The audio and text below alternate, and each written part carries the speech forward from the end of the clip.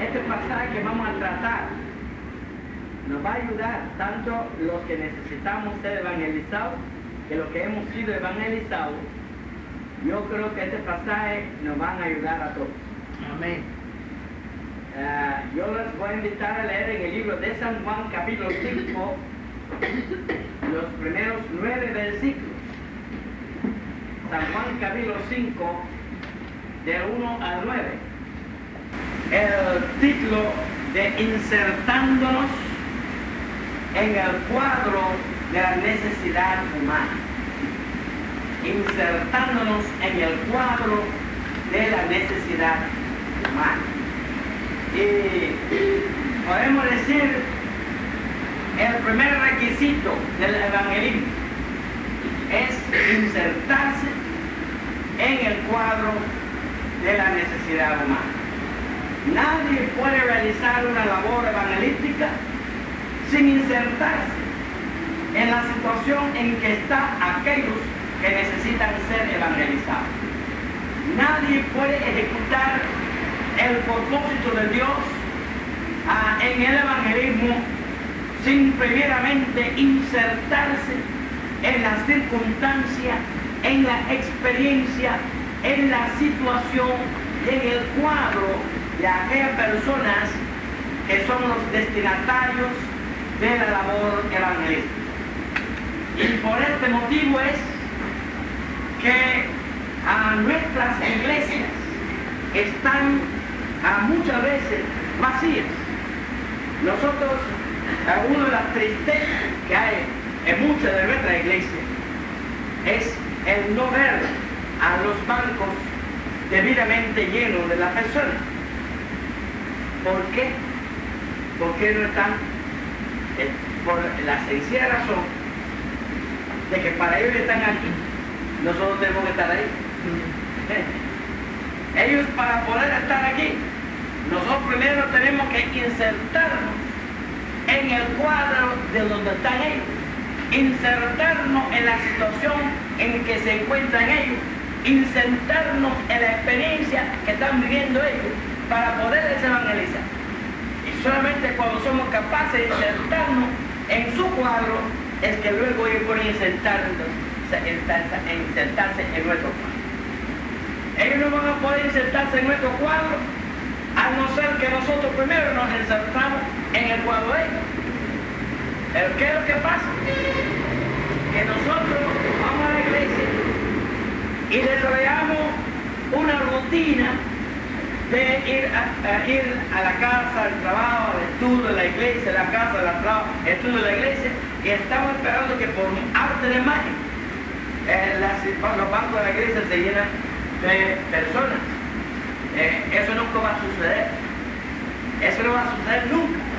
Entonces, mientras que estamos esperando que así suceda, pasan las semanas, los meses, los años, y pasa, y luego nosotros nuestro tiempo se está cayendo, y nuestra fuerza se nos va, y no lo podemos hacer la labor. Y es cuando vamos a empezar a desear hacerlo, cuando se nos ha ido la fuerza para hacerlo. Entonces, esto es una estrategia de Satanás, de quitarnos la visión cuando tenemos la fuerza y darnos la visión cuando ya no tenemos la fuerza. Entonces, tenemos que evitar que Satanás nos juegue esa mala pasada y empezar a despertarnos a esa gran realidad. Esto es de ahora que tenemos que hacerlo. Y hay quien su fuerza ya no está igual que años atrás. Entonces, aprovecha lo que te queda todavía, porque el tiempo se va. Y entonces encontramos en este pasaje a un hombre. Este hombre durante 38 años está privada, este hombre durante 38 años está privado de vivir una vida normal. Este hombre durante 38 años no solamente está privado de poder vivir una vida normal, sino este hombre además está lleno de un anhelo, está de un anhelo de poder llevar una vida normal. Así que no lleva una vida normal. Y está lleno del anhelo de poder llevar una vida normal. Por no estar llevando una vida normal, este hombre no es feliz. Nadie puede ser feliz al no ser que ha descubierto el secreto de llevar una vida normal. Y este hombre no es feliz porque su vida no es normal. Y este hombre anhela la felicidad. De modo que este hombre es un candidato para la evangelización. Y podemos decir que esto es lo que hacen los candidatos para la evangelización. Para que un individuo sea un candidato. A veces nosotros dividimos la gente y vemos un individuo y decimos, voy a hablar de él. Y al otro, porque quizás lo vemos uniforme, o quizás lo vemos en un tipo de carro que sabemos que para tener ese tipo de carro tiene que ser cierto tipo de persona. O quizás lo vemos con una cara un poco intimidatoria. Y entonces, hay gente que vemos que luce un poco suave, más suave, o quizás tiene ya una tendencia, decimos, vamos a hablar con él. Y otros, bueno, ¿qué cosa realmente es lo que constituye a un ser humano en un candidato para la evangelización? Esas cuatro cosas que hemos hablado, cuatro puntos. Primero, que no esté llevando una vida normal. Segundo, que anhela una vida normal. Tercero, que no es feliz. Cuarto, que anhela ser feliz. Si hay esos cuatro cosas dentro de la vida de una persona, no importa que tenga uniforme o que no la tenga, no importa que sea intelectual o no lo sea, no importa que quiera o que no quiera ser evangelizado, dentro de esa persona están creadas las condiciones para que esa persona sea un candidato a ser evangelizado. Ahora, nosotros encontramos pues este hombre y nosotros vamos a observar un tercer aspecto que también podemos añadir a los cuatro aspectos. 38 años sin que ningún recurso le haya resuelto su problema. 38 años sin que ningún recurso humano le haya resuelto su problema. No piense usted que después de 38 años, sin que ningún recurso humano le haya resuelto su problema, este hombre ahora está maduro para que alguien le diga dónde está la solución. Ok, así que tenemos 5 puntos para que un individuo sea un candidato para ser evangelizado. Primero, que no esté llevando una vida normal. Segundo, que anhela una vida normal. Tercera, que no es feliz. Cuarto, que anhela ser feliz. Quinto, que ha llevado durante el tiempo que ha vivido sin que ningún recurso humano le haya resuelto su problema. Aleluya. Ahora yo quiero hacerle una pregunta. ¿Usted conoce a algún pecador en la cual no se cumplen esos 5 puntos?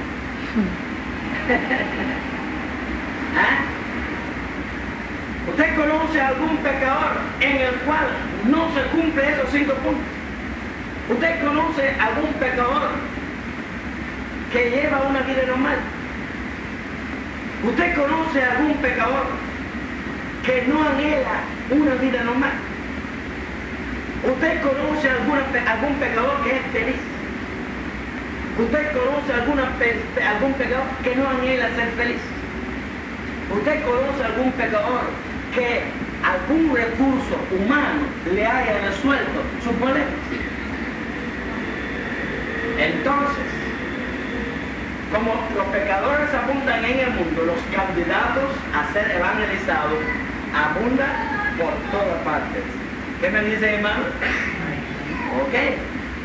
Entonces, si nosotros no hacemos la labor evangelística, no es por falta de candidatos. ¿No es así, hermano? No es por falta de candidatos, porque los candidatos abundan a trocha y a mocha. Por todas partes están. Entonces, si los candidatos a ser evangelizados están por todas partes y no están siendo evangelizados, observa, de 2 de los 5 puntos habla de anhelo. 2 de los 5 puntos habla de que no llevan una vida normal y anhelan una vida normal. Que no son felices y anhelan son felices. Y sabe usted que el anhelo es aliado de la labor evangelística. El anhelo en el corazón del pecador, el anhelo en el corazón de aquel prospectivo evangelizado es un aliado nuestro.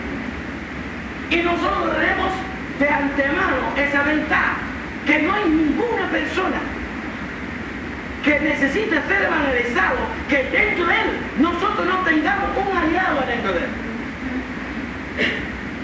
No hay ninguna persona, no importa cuán dura sea su cara, no importa cuán agresiva la actitud, no importa cuán intimidatoria su forma de manifestarse, no importa cómo esa persona se desarrolla, incluso hasta puede negar que está llevando una vida normal, y puede negar incluso que no tiene tal anhelo, y puede negar que sea infeliz, y puede negar incluso que era anhela, pero de que él lo reconozca y de que existe la realidad dentro de él, va un trecho bastante. Nosotros sabemos que dentro de los seres humanos existen esos dos anhelos: el anhelo de alcanzar una vida normal y el anhelo de alcanzar la felicidad. Está en todos los seres humanos, no importa lo que digan con la boca. Y ese anhelo que está dentro de ellos es un aliado nuestro, es algo que obra a favor nuestro cada vez que abordamos a alguien que necesita ser evangelizado. Ahora, precisamente una de las artes de evangelizar es conectarse con ese anhelo. Este es uno de los artes. Muy tristemente, mucha gente va a analizar y en vez de proceder a conectarse con este anhelo que hay en el corazón del prospectivo evangelizado, el evangelizado, empiecen a chocar con la persona. Empiecen a buscar puntos de controversia, puntos de choque y a chocar. Eso es una pésima manera de evangelizar. Observa al Señor Jesucristo con la samaritana. Esta mujer con sus no sé cuántos esposos, alguien diría, alguien empezaría por él. Oye, tú no sabes que dice la Biblia. Tú no sabes que dice la Biblia que no se puede tener tantos maridos como tú tienes. Ahí es por donde empezarían una buena cantidad de supuestos evangelizadores.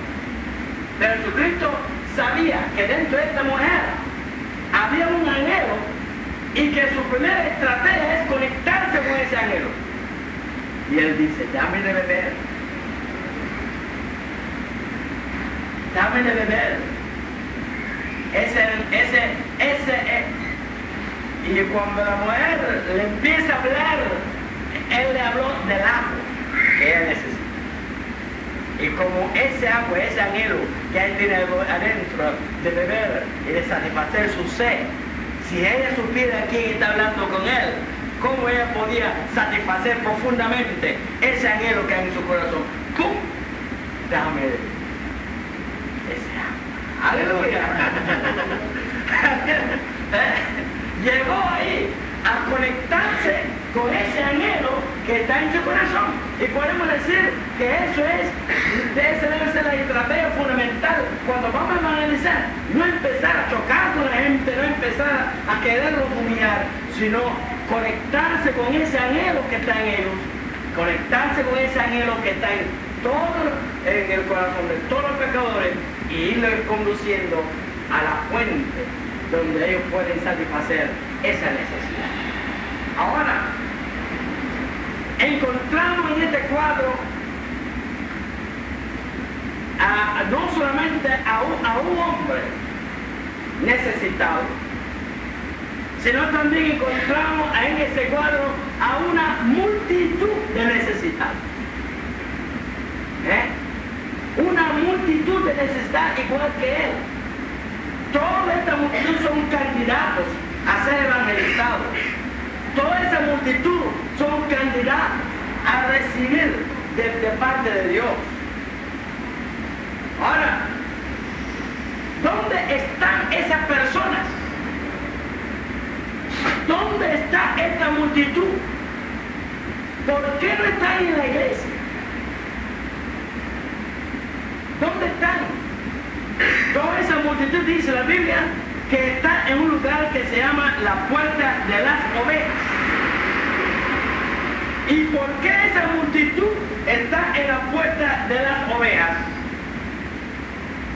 Esta multitud de almas necesitadas, esta multitud de corazones llenos de anhelos, están en la puerta de las ovejas, porque en la puerta de las ovejas hay un estanque. Bueno, ¿y qué tiene que ver este estanque con que esta multitud ha hecho esa fuerza de esfuerzo tan enorme de situarse en ese lugar?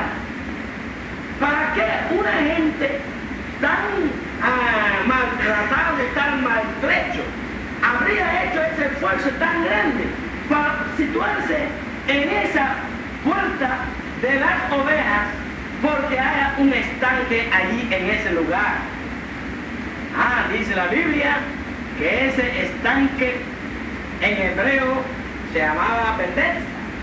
Y dice que ese lugar tenía 5 pórticos.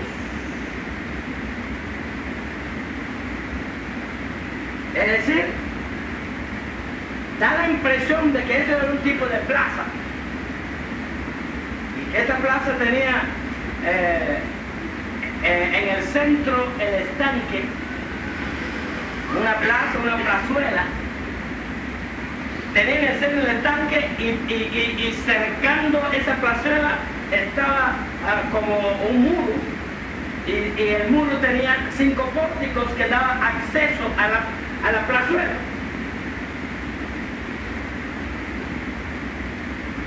Aquí en Cuba hay varios lugares donde hay plazuelas parecidas, aunque no exactamente en detalle, pero cosas semejantes, similares. Ahora, lo que yo quiero que ustedes notan ahora es que ese estanque es el centro de atención de esa multitud. Ese estanque es el centro de atención de esa multitud, y que los 5 pórticos están atestados de gente. Los 5 pórticos están atestados de gente en una actitud expectativa. Así que tenemos un misterio. Una multitud de gente maltrecho, maltratado, anhelante, que han hecho un enorme esfuerzo para estar en ese lugar, llamado la puerta de la oveja, porque hay un estanque allí, y que esta multitud prácticamente han asediado ese lugar, y los 5 pórticos de acceso a este estanque está totalmente atestado de esa multitud que están ahí con su vista fija en ese estanque y todos en un estado de expectativa, de muy intensa expectativa. ¿Qué es lo que está pasando aquí? ¿Qué es lo que tiene el estanque? Ese estanque representa la esperanza. Ese estanque representa la esperanza. Hay una esperanza despertada en el corazón de estos gentes maltratados y maltrechos. Y esa esperanza los ha llevado a este lugar llamado la Puerta de las Ovejas. Y esa esperanza los tiene atestando los 5 pórticos que da acceso a ese lugar. Y esa esperanza los tiene a todos, a ellos, con la vista fija en ese estanque, con una intensa emoción de expectativa. La esperanza. Y ahí tenemos el segundo gran aspecto de la labor evangelística. No solamente es necesario conectarse con el anhelo que está en el corazón de los necesitados, es también necesario saber despertar en ellos la esperanza. Yo tengo la plena seguridad de que si nosotros somos capaces de despertar la esperanza en los corazones, los podemos tener aquí atestando la puerta de esta iglesia en la misma forma de que en esos 5 pórticos la gente estaba atestando. Date cuenta que hay personas ahí que no pueden ni valerse y sin embargo están ahí. Y podemos decirle a usted que donde la gente se despierta en ellos la esperanza, son capaces de cubrir distancia, son capaces de hacer ingentes esfuerzos, son capaces de mover montañas para situarse en un lugar donde ellos creen que ahí hay una esperanza para ellos y para su necesidad. Yo creo que una de las cosas tristes que hay en la labor evangelística es que la gente no ven a la iglesia en la misma forma en que esta gente vieron a las puertas de las ovejas. La gente no ve a la iglesia en la misma forma que esta gente vieron a ese estanque. Porque si la gente viera a la iglesia en la misma forma que esta gente, aquella multitud vieron a aquel estanque, harían los mismos esfuerzos para llegar a la iglesia que hicieron aquella gente para llegar a aquel estanque. Pero no asocian a la iglesia con la esperanza. Esa multitud asociaron aquel estanque con la esperanza. Pero la multitud de hoy, la sociedad de hoy, la gente hoy, no están asociando a la iglesia con la esperanza. Y nosotros tenemos que preguntarle en nuestro corazón, ¿qué está pasando? ¿Qué está pasando? ¿Dónde está la deficiencia? ¿Dónde está la falta en nuestra labor? Que no estamos logrando despertar la esperanza en el corazón de la gente para que hagan esfuerzo por llegar aquí, al igual que aquella multitud hiciera aquel esfuerzo para llegar a aquel estanque. Pero entonces observamos la razón por la cual esta gente estaba ahí. La razón por la cual se prendió en el corazón de esta gente aquella esperanza que les galvanizó, que les movilizó y les llevó a estar allí con esa expectativa. Dice la Biblia que esperaban el movimiento del agua. Esperaban el movimiento del agua.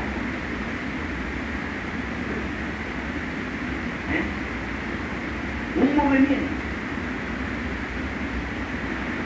¿Y por qué esperaban el movimiento del agua?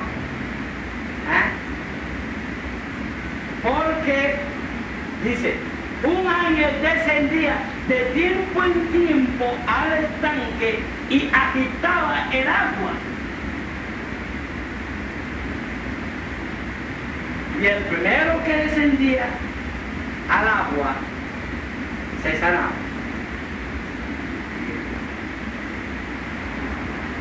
Es decir, existía en la sociedad una historia acerca de ese tanque. Existía en la sociedad una historia acerca de ese tanque. Y esa historia, en la forma que esa historia se desarrollaba, atribuía una eficacia a ese tanque. Una eficacia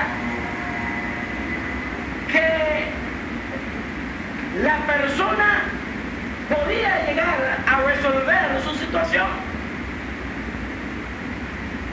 La persona, por contacto con este agua, podía lograr volver a la vida normal, podía lograr satisfacer el anhelo de su corazón de una vida normal, podía lograr alcanzar la felicidad, podía lograr alcanzar el anhelo de la felicidad, podía lograr lo que durante años otros medios no lo habían logrado, podía lograr.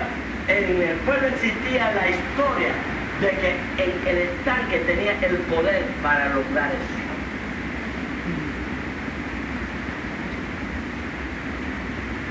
Donde la gente desarrolla la convicción de que algo tiene eficacia para resolver su necesidad, despierta en ellos la esperanza. Aleluya. Cuando la gente desarrolla la convicción de que hay algo que tiene eficacia para actuar de una manera efectiva sobre su necesidad, surge en su corazón la esperanza, y esa esperanza es capaz de moverles a cualquier lugar. A cualquier lugar se moverán, con tal de ponerse en contacto con aquello, porque en ellos está la esperanza. Y yo le pregunto a usted, ¿usted no cree que si hay en la sociedad donde está la iglesia, si en la sociedad donde está la iglesia empieza a circular las historias, gloria a Dios, si en la sociedad donde está la iglesia empieza a circular historias que cuentan de que dentro de la iglesia hay algo que en distintos casos específicos se ha resuelto de una manera eficaz los problemas de las personas, y que esta historia se va circulando en la sociedad y los corazones va llenando de esperanza. Óigame, hermano, mire, si esta iglesia estuviera sin pórticos, ya te estarían de los cinco. Ahora, yo quiero que usted observe esto. Quiero que usted observe esto. Que dice la Biblia que un ángel descendía de tiempo en tiempo. Es decir, de Pascua a San Juan. Eso es como lo dirían los cubanos. Cuando dice de tiempo en tiempo, quiere decir de Pascua a San Juan. Un ángel descendía cuando se lo ocurre. Descendía, tocaba el agua se ponía en movimiento y ¡pum! Una persona se sanaba. Lo que yo quiero decirle a ustedes, que no era una ocurrencia diaria de que la gente se sanaba en esa, sino era una leyenda de que de tiempo en tiempo ocurría esto. Sin embargo, ello era suficiente para despertar una esperanza tan apasionada en los corazones que diariamente estaba esa persona atestada en esos 5 pórticos con la vista fija en ese estanque esperando solucionar su problema. Ahora, yo personalmente considero esto una leyenda y no debemos dejarnos llevar simplemente porque decía así de una forma tan enfáticamente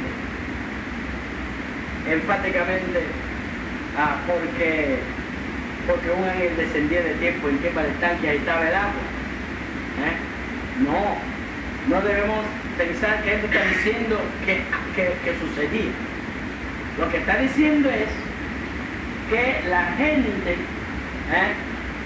en estos yacía una multitud, en estos 5 pórticos yacía una multitud y ellos iban ahí por esto, es decir, ellos entendían que sucedía.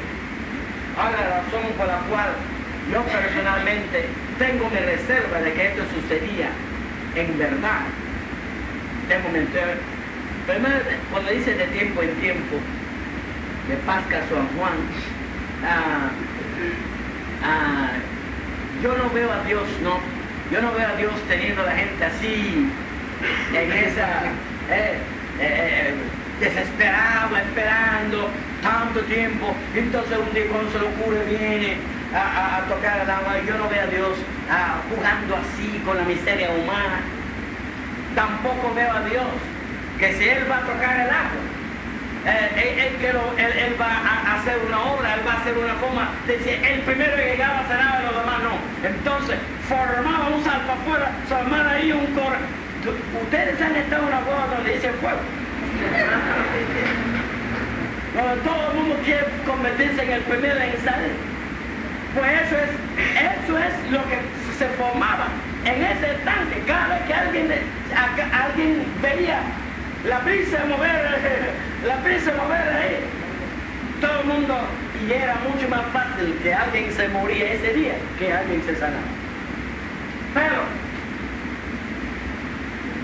entonces realmente yo no veo, yo en mi mente no veo a Dios obrando así. Esta metodología no me parece el de Dios. ¿Entiendes?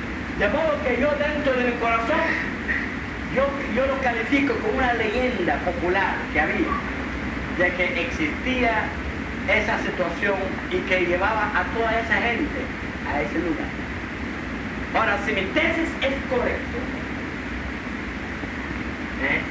si mi tesis es correcta, esto nos lleva a la tercera consideración de nuestro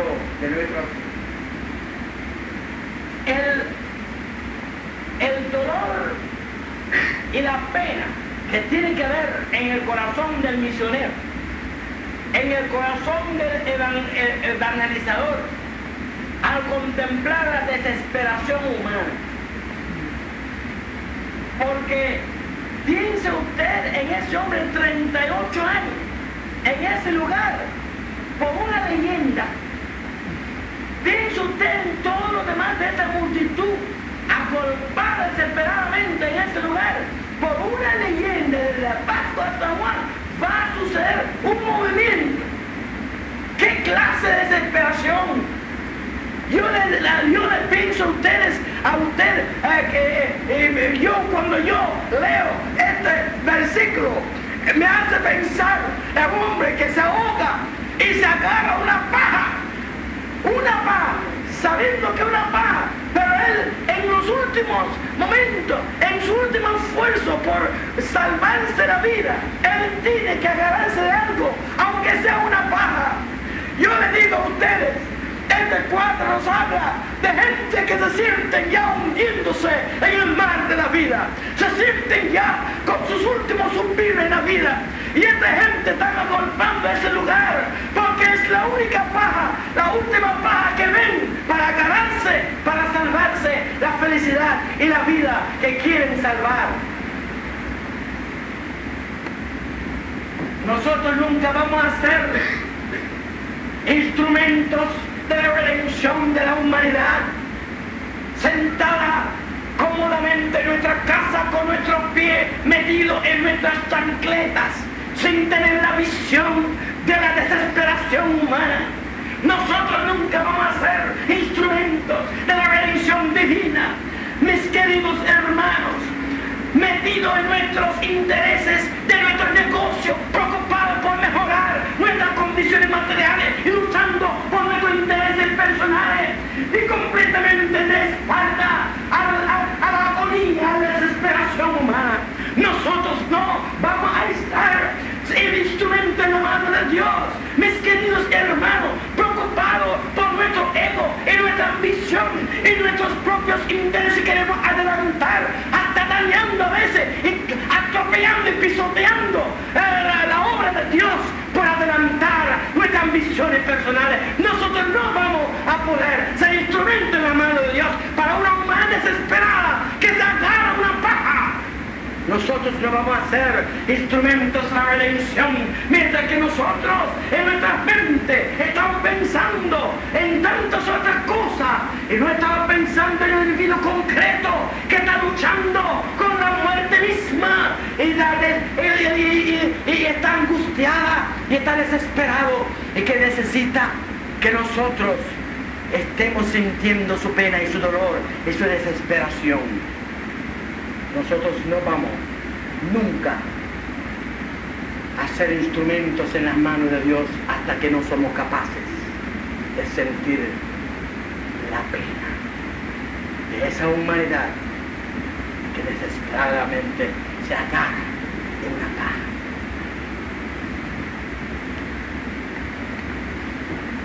¿Cuántas pajas? ¿Cuántas pajas se agarra la humanidad? Ese movimiento, ese supuesto movimiento del estanque, Dios sabe y Dios quiera de qué manera surgió esa leyenda. De Pascua a San Juan quiere decir, como en la vida de nadie ha ocurrido. Todo el mundo se convence de que en tiempo pasado ocurrió y en el futuro volverá a ocurrir. Pero en la vida de nadie que está ahí ha ocurrido.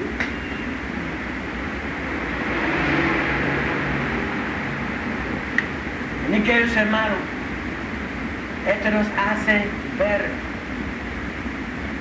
que la paja del mundo, de la cual el mundo se agarra, son las esperanzas. Esas esperanzas que ofrece el mundo. Esa esperanza que ofrece Satanás a través de distintos medios del mundo, y que la gente a través de estas esperanzas se agolpan y se lanzan y ponen todo su ideal y todo su entusiasmo y todo su corazón en esos ideales y en esas cosas, esperando que se van a resolver sus problemas. Pero la vida de nadie se resuelve sus problemas. Todo es un pasado y todo un futuro. Pero, mis queridos hermanos, hay algo que debemos pensar en estos 5 pórticos. Y yo voy a poner el nombre de esos pórticos. Esos 5 pórticos que dan acceso al estanque. Y hay mucha gente que no tienen el dolor.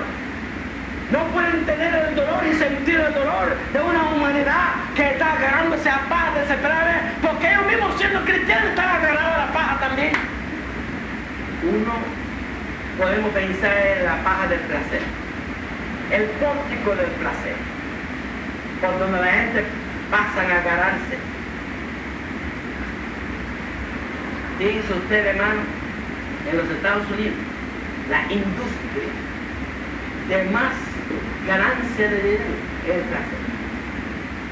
Desde el deporte hasta la película, hasta los shows, hasta todo. No hay nada que genera más dinero que las industrias de entretenimiento y diversión y placer.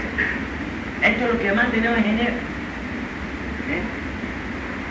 Y si un día en los Estados Unidos dicen el presidente va a dar un mensaje sobre una crisis mundial, y esa noche va a haber un choque estelar entre ¿cómo se llama? Dos equipos de fútbol o béisbol, el presidente se queda. El presidente se queda con su discurso sobre una crisis mundial y todo el mundo se pone para el juego de él. Es decir, la gente está agarrada de la paja, ¿entiendes? Todo el mundo está golpeado por el pórtico del placer, pensando que por ahí pueden pasar a la solución del anhelo que hay en su corazón. Está también el pórtico de la cultura, y nunca han sido las instituciones culturales más atestadas de personas. Y hubo un tiempo en que se pensó que el problema fundamental de la humanidad es que los hombres no son cultos. Y como se pensó que el problema fundamental de la humanidad es que los hombres no son cultos. Y cuando se llegó a pensar que los hombres están evolucionándose de niveles menos desarrollados a niveles más desarrollados, entonces, como en su cultura, y por tanto, la inmensa mayoría de los países, poniendo su esperanza en la cultura, tienen leyes que obligan a las personas que tienen que ir a la escuela. Hay leyes que universalizan la enseñanza. Y en el mundo entero son muy pocos los países que no tienen leyes que universalizan la enseñanza y la cultura para toda la población. Pero eso lo que está reflejando es el pórtico en la cual todo el mundo está esperando que si pudiéramos darle a la gente la suficiente cultura, se van a resolver los problemas de la humanidad. Pero también tenemos el pórtico del poder. Ahí está el pórtico del poder, donde se dice, bueno, vamos a coger el poder y vamos nosotros a través del poder, y hay poder personal, personas que les gustan ejercer poder personal, hay poder dentro de los pueblos, hay poder dentro del mundo, y el mundo también está golpeado al poder, y hay un forcejeo en el mundo, todo el mundo tratando de ver quién tenga más poder. También está el pórtico de la finanza, del dinero. Todo el mundo está pensando que si yo tuviera suficiente dinero, si yo tuviera suficiente recurso económico, si yo pudiera tener suficiente, yo tendría todos mis problemas resueltos. Y finalmente está el porqué de los bienes, la comunidad. Todo el mundo está pensando, si tuviera una casa, y la casa estuviera bien amueblada, y tuvieran ciertos aparaticos electrónicos, entonces ya estarían con todos sus problemas resueltos.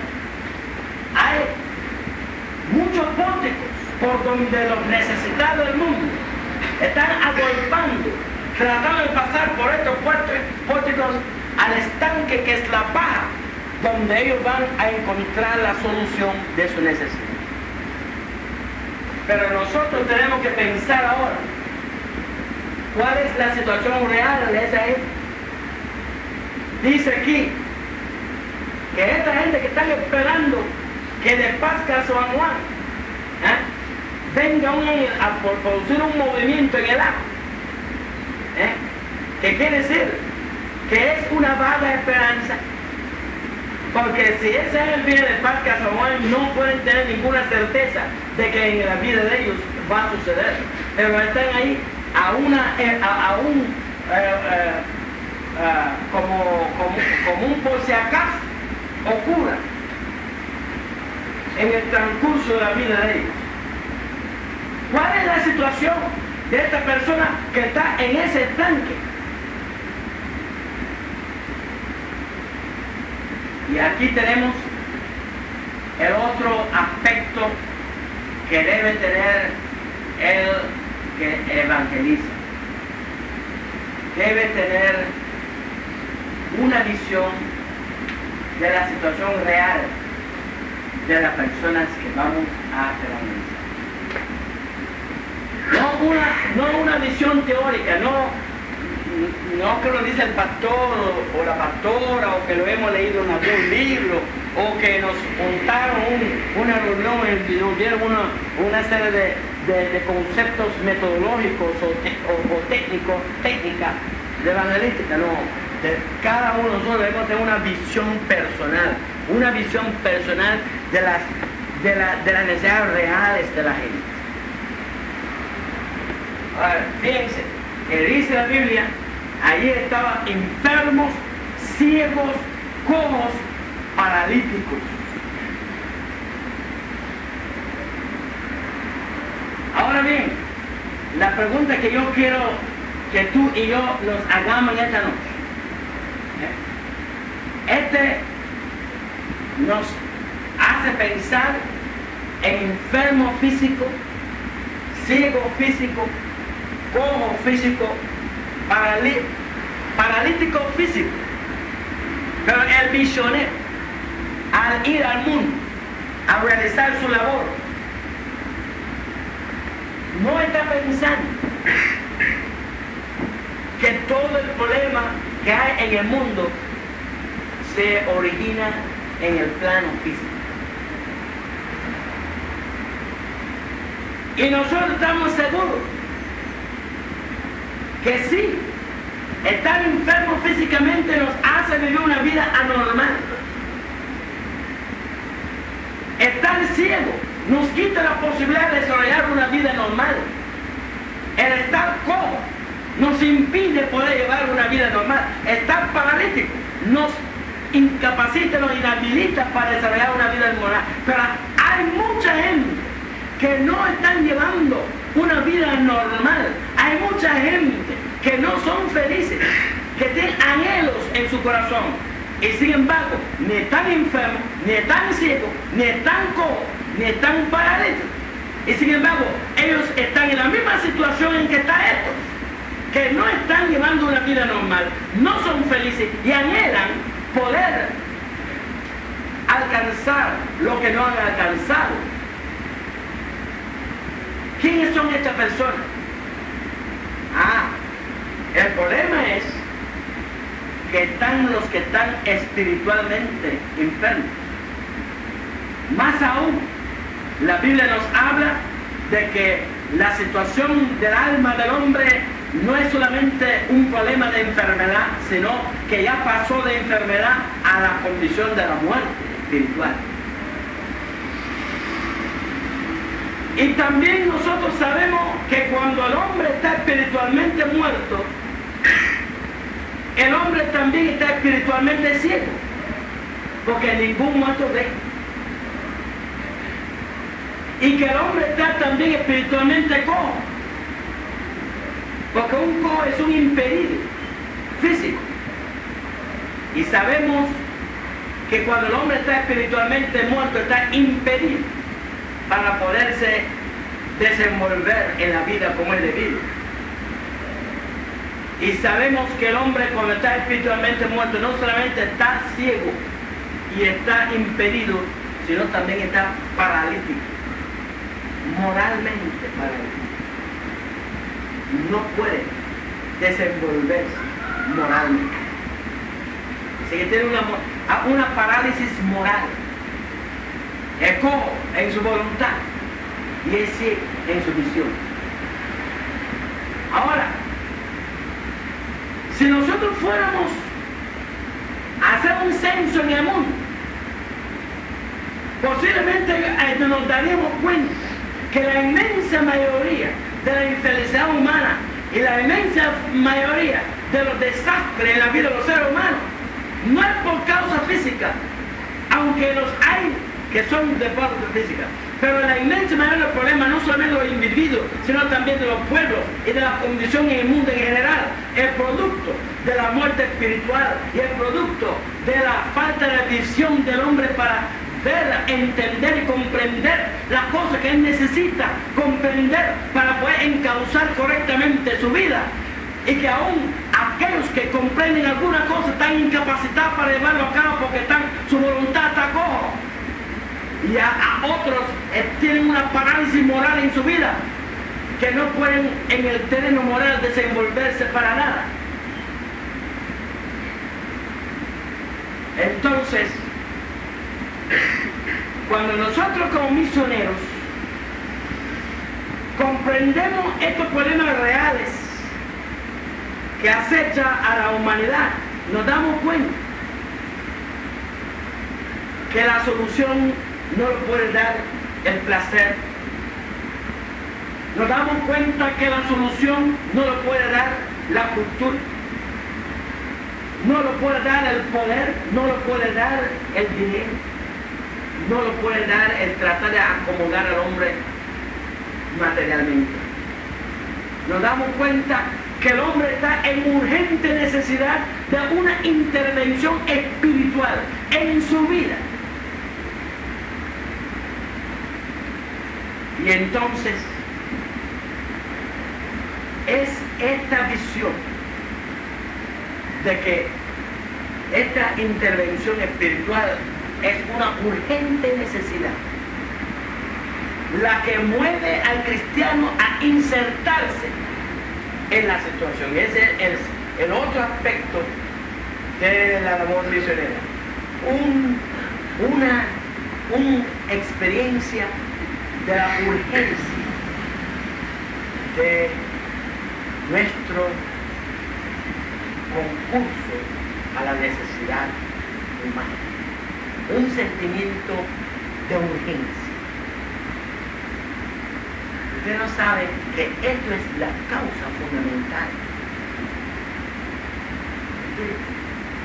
Nosotros sí sabemos que las almas están perdidas, sí sabemos que están desesperados, sí sabemos que tienen grandes problemas, sí sabemos que la situación está muy patética y hasta de vez en cuando derramamos una lagrimita, pero no sentimos una sensación de urgencia, porque es la urgencia la que nos mueve a la acción.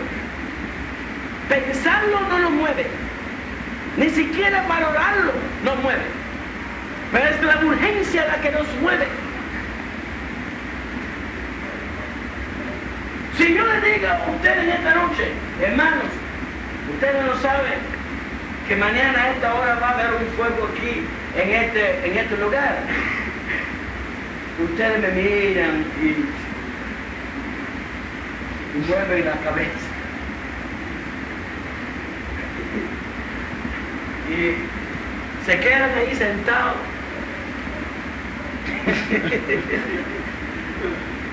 sin moverse. Pero si ustedes huelen un humo, es alguien que grita fuego, inmediatamente se llena de una urgencia.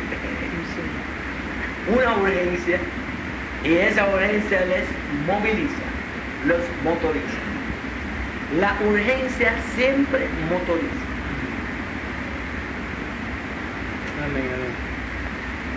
La razón por la cual las almas no se salvan, la razón por la cual las almas no se salvan, la razón por la cual estamos viniendo rutinariamente al culto de la casa y vamos y venimos y no nos insertamos en la situación de los pecadores y no llevamos a ellos la esperanza y no tratamos con ellos su necesidad, es porque en la mente sabemos cuál es su situación, en la mente contemplamos su necesidad, hasta de vez en cuando sentimos pena y hasta de vez en cuando le agarramos una lagrimita, pero no está en nosotros la urgencia. Y como no está en nosotros está la urgencia, no estamos motorizados.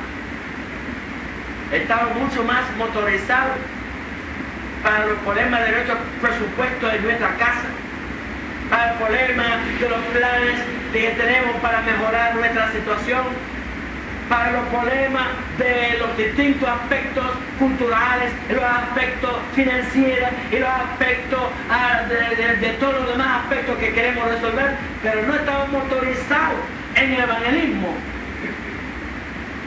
porque no hay una urgencia, no hay una experiencia de urgencia en nuestro corazón.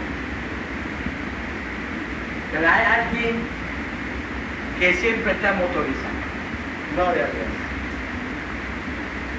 Desde que a los 12 años Jesucristo dijo, en los negocios de mi Padre me conviene estar. Desde los 12 años que el Señor Jesucristo dijo, en los negocios de mi Padre me conviene estar, Él vivió motorizado.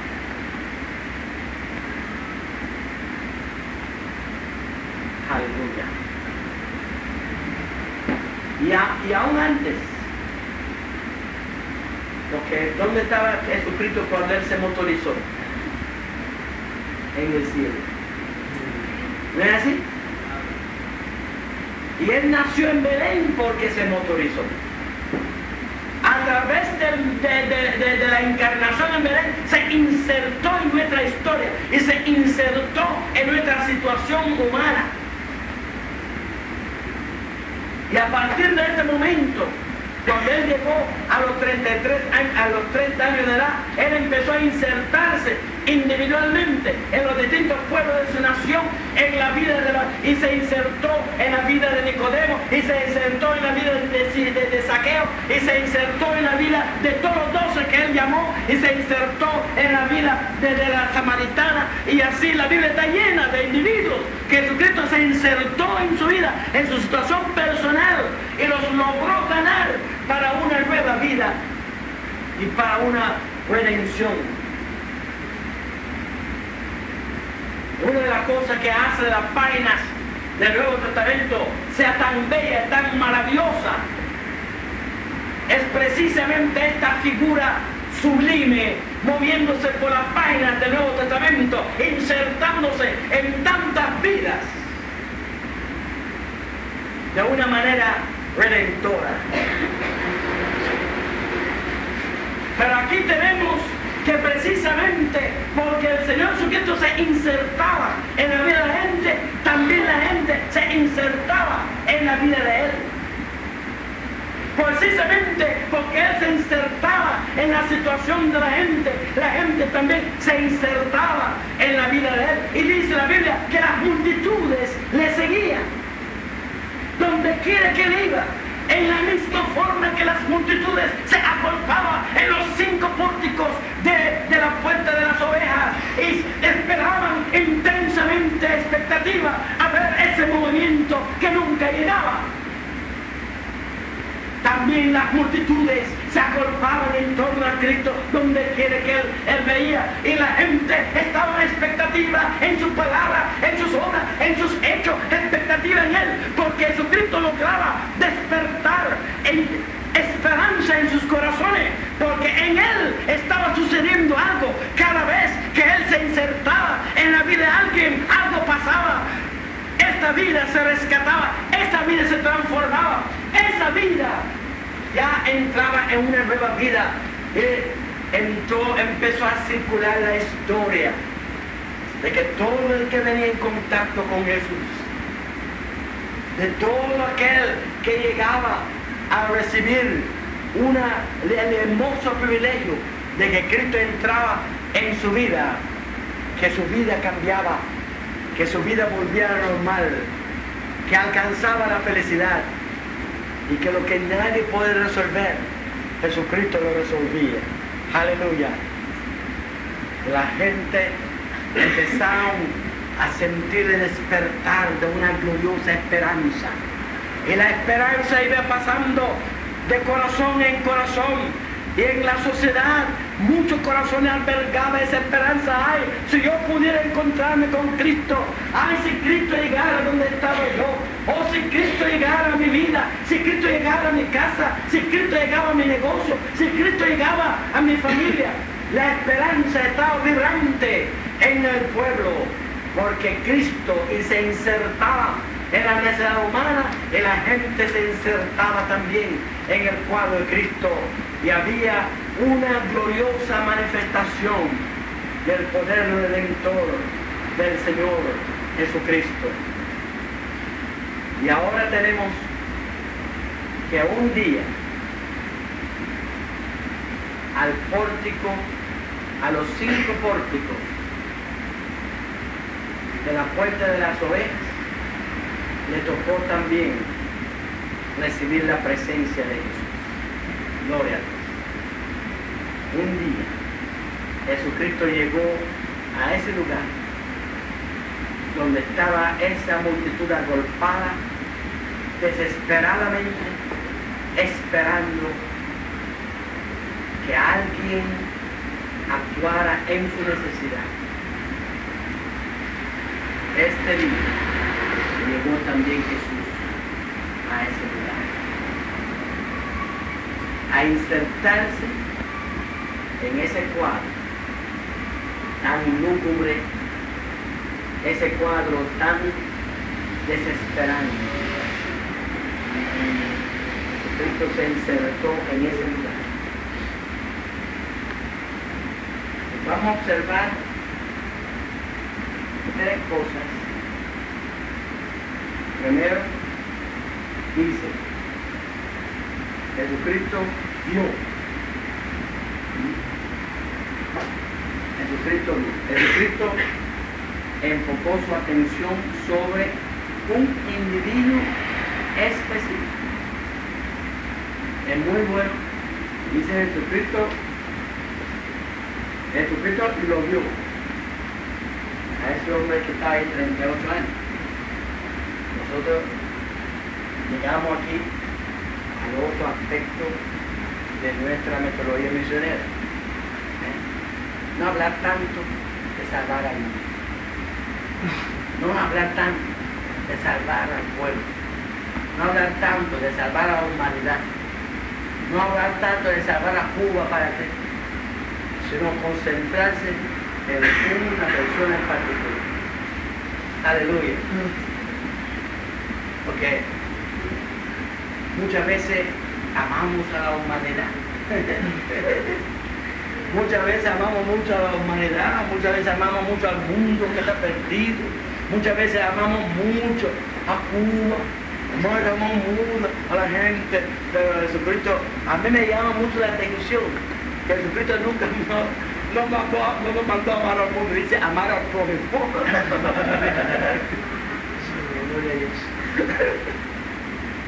Yo muchas veces oigo a los políticos hablando del mundo, y yo digo, ¿qué diferencia el mundo? La gente del mundo habla mucho de amar al mundo, y Jesucristo amaba al pueblo. Aleluya. Nunca vamos a realizar la labor misionera hasta que no nos damos cuenta que el reino de Dios se construye ladrillo por ladrillo, y el mundo se salva hombre por hombre.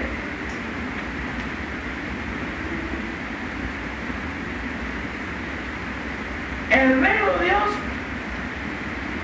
se construye ladrillo por ladrillo, y el mundo se sale alma por alma. Y por tanto, nosotros sí amamos al mundo, amamos a la humanidad, amamos a todo el mundo, pero la labor misionera nunca se va a realizar hasta que no enfocamos nuestra atención sobre los individuos en particular.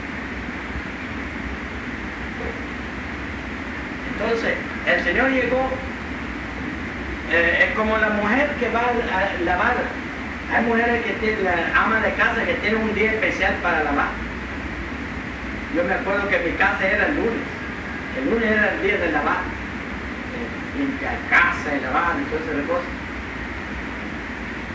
Y yo sé que hay veces, cuando se llega la pila de ropa sucia, de todo está así, o la casa está, toda la casa está como una aburrida de locos.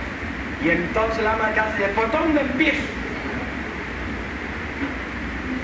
¿Por dónde empiezo? Y así es como se siente el evangelizador cuando ve cómo está la sociedad y el mundo y ve todos los líos que hay formados, toda la cosa, dice, ¿por dónde empiezo? Cristo dice, enfoca su atención entre uno empieza hace con lo que ama la casa, hace la ama de casa. Deja de mirar todo y empieza por un lado. Voy a empezar aquí. Y después paso de aquí a lo otro y paso de aquí a lo otro. Y si no, nunca lo hace. Si se pone a mirarlo todo, no empieza. Pero si empieza por uno, entonces poco a poco se va haciendo la tarea. ¡Aleluya! Si nos podemos mirar cómo está Cuba, cómo está el mundo, cómo está esto, cómo lo otro, no empezamos nunca. Pero si enfocamos la visión sobre alguien y le ama a esa persona y nos llenamos de amor y de compasión y empezamos a dejar que el Espíritu Santo nos use, y entonces el Señor nos logra rescatar a esa persona, entonces pasamos al próximo y pasamos al próximo y pasamos al próximo. Cuando viene a ver, como paso por paso se llega a Roma, alma por alma se tapa el mundo. ¡Aleluya! Entonces, hermanos, así como es. Y eso es lo que Cristo dijo. Llegó y vio toda esa multitud, toda esa gente desesperada, pero en vez de alterarse y mirando todo aquello, empezó por uno. Dice, lo vio. Enfocó la vista sobre ese hombre de 38 años. Dice, lo vio primero. Segundo, supo. Supo que estaba allí 38 años. Es decir, no solamente que lo miró superficialmente, sino lo miró para asimilar detalladamente toda la situación en que ese hombre estaba. Nosotros muchas veces no sentimos una urgencia porque miramos y pasamos. ¿Cómo fue el caso de del hombre, del buen samaritano? Dos pasaron porque no miraron, sí miraron, pero no asimilaron, y al no asimilar pasaron de largo.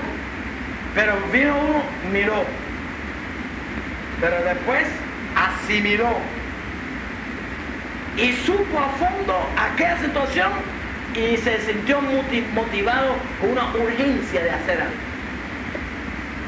Y vemos a Cristo ahora insertada en esa situación. Miró, pero no miró superficialmente, siguió.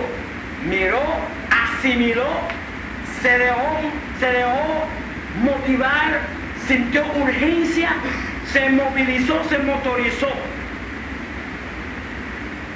Y entonces dice la Biblia que él ofreció a ese hombre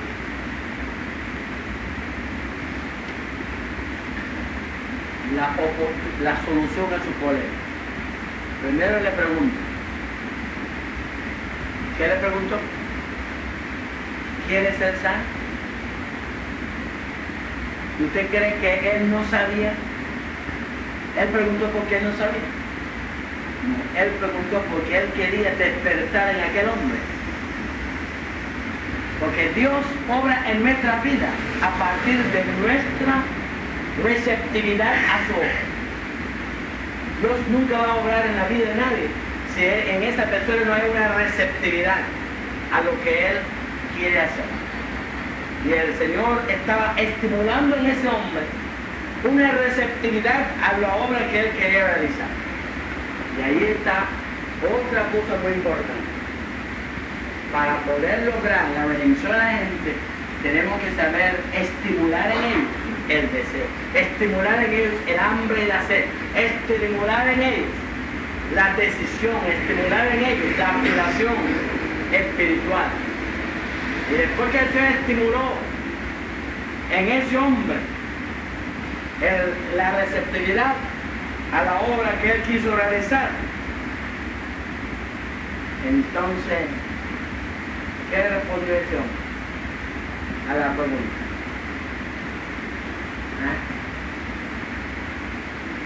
Dice, Señor, le respondió el enfermo. Él no le dijo que sí. Él no dijo que sí. ¿Él quería o no quería? Pero en vez de responder que quería, ¿qué respondió? Una serie de negativismo. La razón por la cual el Señor quiso estimular en él la fe, porque el Señor sabía que ese hombre, el ánimo de él estaba ¿dónde? En Jesús. Él respondió, dice, no tengo quien me meta.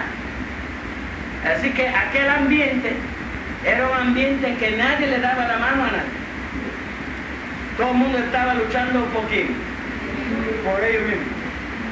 No tengo quien me meta en el estanque. Entre tanto que yo voy, otro desciende antes que yo. Así que, ¿cuál era la ley que estaba rigiendo ahí en ese lugar? La ley del más veloz. La ley del más rápido. El primero que llega. Ok. En ese ambiente no se puede lograr una obra de redención. ¿Cuál es el ambiente que hay en el mundo? La ley del más fuerte, la ley del más rápido, la ley del más astuto, la ley del más hábil, la ley del más vivo, la ley del que más puede enmascarar sus intenciones, la ley del más mentiroso, la ley del más traidor, la ley de... Vaya, ¿para qué? Es así como está el mundo. Pero donde está Cristo, hay otra ley que está operando, ¿no es así, hermano? Donde está Cristo es la ley del que más ama. Gloria a Dios. ¿Y quién es el que más ama? Dios, ¿no es así? Dios. Este hombre se encontró por primera vez con alguien que no estaba funcionando en base de la ley del más fuerte, de la ley del más hábil, o la ley del más astuto, o la ley del más vivo. No. Él era la ley del más, el que más amaba. Y el Señor dice, ahora yo te voy a demostrar que por primera vez en tu vida tú has encontrado con el amor. Hasta ahora nunca encontró a nadie que le diera la mano, pero ahora el Rey de la Gloria vino a la tierra para darte la mano. Gloria a Dios. Y entonces le dice, levántate, toma tu lecho y anda. Y dice la Biblia que al instante, gloria a Dios, al instante aquel hombre fue sanado, tomó su lecho y anduvo. Usted no sabe que a mí me impresiona mucho eso. Un hombre de 38 años, postrado sin poderse valer, y alguien le dice que se levanta y toma su lecho, y era para él poder decir, bueno, pero es que ese hombre está ciego, él no sabe, él no ve mi situación, ¿cómo él va a esperar que yo voy a poder tomar mi lecho? Pero este hombre obedeció. ¿Usted sabe por qué no vemos más el poder de Dios obrando en nuestra vida? ¿Por qué? Porque no obedecemos. ¿Y usted sabe por qué no obedecemos? Porque creemos que tenemos fe. Pero una de las formas en que la fe se manifiesta es en la obediencia. Entonces, este hombre manifestó su fe como obedeciendo la palabra de Dios. Lo que Cristo le dio lo obedeció. Y si usted está leyendo la Biblia, no lee la Biblia solamente para desarrollar un conocimiento teológico. Lee la Biblia para creer en ella, tener fe en ella y obedecerla. Porque tú vas a demostrar su fe obedeciendo, no conociéndola, sino obedeciéndola. Y tú te vas a quedar maravillado de que cuando tú obedeces la palabra de Dios, los milagros que va a ocurrir en tu vida, en las manifestaciones de la gracia de Dios, en las manifestaciones del poder de Dios, en las cosas que se van a normalizar, en las cosas que se van a resolver, en las cosas que se van a enderezar, en las cosas, las necesidades que se van a satisfacer, en los anhelos de su corazón que se van a satisfacer, en todas las oraciones que se van a contestar, en todas las cosas que tú vas a poder lograr cuando tú empiezas a manifestar su fe, no solamente pidiendo con la boca, sino obedeciendo lo que Dios le está diciendo tú te quedas maravillado de ver los resultados. Y dice la Biblia que esta cama que antes estaba llevando a ese hombre, cuando ese hombre, Dios hizo obra a él, él empezó a llevar la cama que antes le llevaba a él. ¿Se cambió la situación o no se cambió? Antes la cama llevaba a él y ahora él es quien está llevando la cama. El Señor derrotó la situación. Pero ahora quiero que usted mira cómo termina este hermoso relato. ¿Cómo termina? ¿Qué? El que había sido sanado no sabía que fuese, porque Jesús había Dice- impactado a la gente. Dice, y aquel día, ¿fue qué cosa? Día de reposo. Y aquel día, por algo lo dice, ¿verdad? Cuando Dios creó el día de reposo es porque Él todo lo había hecho para que el hombre no tuviera que agitarse de nada y vivir disfrutando las obras de Él. Y ahora ese hombre estaba en el Edén. Dios lo había hecho todo y ahora lo que él tenía que empezar a vivir en el reposo de Dios. Disfrutando el reposo. Vivir no de las obras de Él, sino de las obras de Dios.